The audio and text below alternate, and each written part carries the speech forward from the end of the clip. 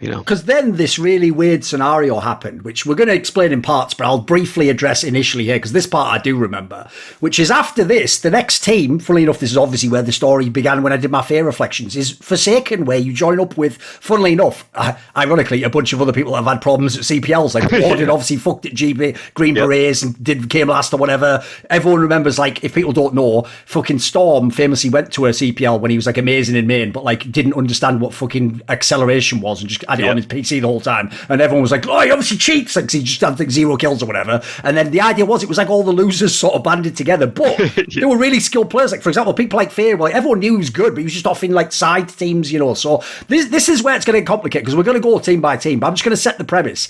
This is a scenario I've never heard of with any other scenario, because basically, spoiler, this is how the story goes. They make this team Forsaken, and it actually even has more than 5 players. It even had bloody Fatality playing sometimes in it. There's all these names in it, right? And then they're playing online, and eventually they go to a CPL, and they even come top 12. But at the exact same time, this is all going on, you're playing with that land team at the same time at the lands with the other guys who aren't in this team. And the joke is, eventually, even though this team actually had a lot of promise, you actually went and chose the other team. So give me the Forsaken story. Like, was it Warden who brought you in? How did this team come about? No, for some reason we got in touch with Funk. Funk was actually after the rival team. Funk, yes. And ZR, we made Ascension, the online team. We came back to Ascension, and Funk joined that for a while. And it was a team with like Kimber, Funk, and some other people. And Funk eventually, because we knew that the ZR people couldn't play at CPL, and that's like the dream, everyone is go to CPL. There's no other competition, there's just CPL. So after we're like, okay, we're going to join Forsaken. It's going to be, the people you said, and we even, like you said, with Tyler, Storm. Obviously, Tyler and Warden, amazing players. But we used to joke around with Tyler about how he cheated online and how he's just like, you know, we used to just, because he was very sus. He was a very sus person. Everyone thought so.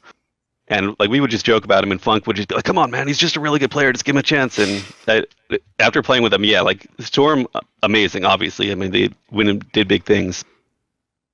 But we placed the CPL, got like 9 to 12 or something. Could have been way higher as well. People don't know, like the losses were like close games. You were playing the best teams in the world. That could have been like a top 8 placing, right? No, we lost in overtime to NOA, I believe. Yes. There you go. I think Inferno, maybe, if I had to guess. Yeah, and then we lost to maybe 4 Kings. 4 Kings. There you go. Because I remember on Aztec, because I remember Fear popped off like really, really hard that match. He won like a 4v1, like a 3v1.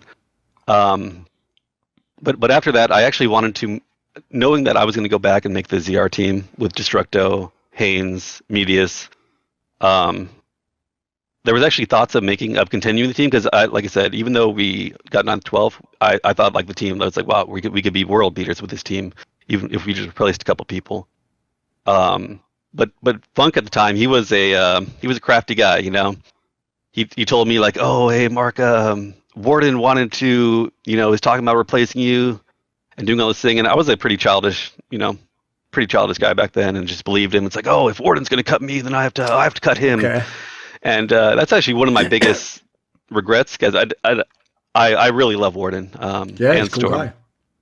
Yeah, so that was biggest regrets definitely in my career, was just believing Funk and his wordsmithing. He was very good at. He was like Littlefinger out of Game of Thrones, if people don't know, except not as good at it. But you know, like whatever, he gave it his best. You know, he tried. Yeah, I mean, he was a good player. I got no problem. Like overall, even all the stuff people give him, he was an amazing player. I still, to this day, I like quote stuff. I coach some teams in Valorant.